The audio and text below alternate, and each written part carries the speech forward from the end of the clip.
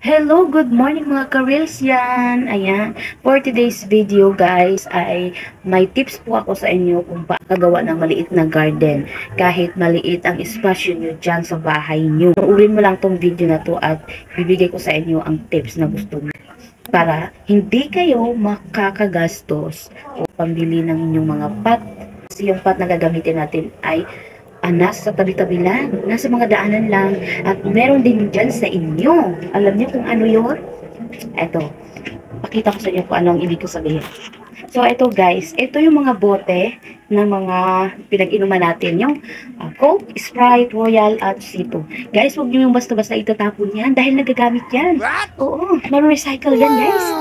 At ito nga ang ginawa namin. Ayan, nakikita nyo. Madumi siya kasi ginamit ko na siya kasi wala na akong bago dahil pinagtaniman ko na ng mga gulay, spices, at saka herbals. So, ayun guys. Pag hindi nyo alam kung paano gawin, abangan nyo ang video ko kasi magkukontent ako doon kung paano gawin, kung paano ito ipuporma siya. So, yun lang guys. Huwag nyo itatapon yan.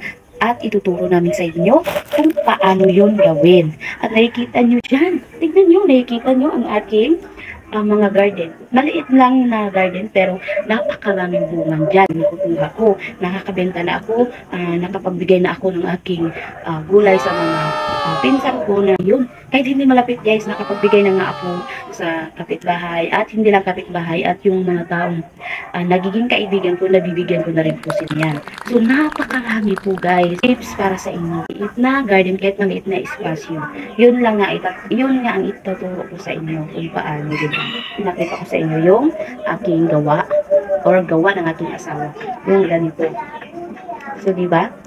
Kung nagustuhan mo ang aking video guys, paki-follow Kamaring Vlog and please like and share my video. At ngayong araw ay pipili po ako ng bibigyan ko ng stars. And good luck guys! Huwag nyo kalimutan abangan ang next video. Bye-bye! Thank you for watching!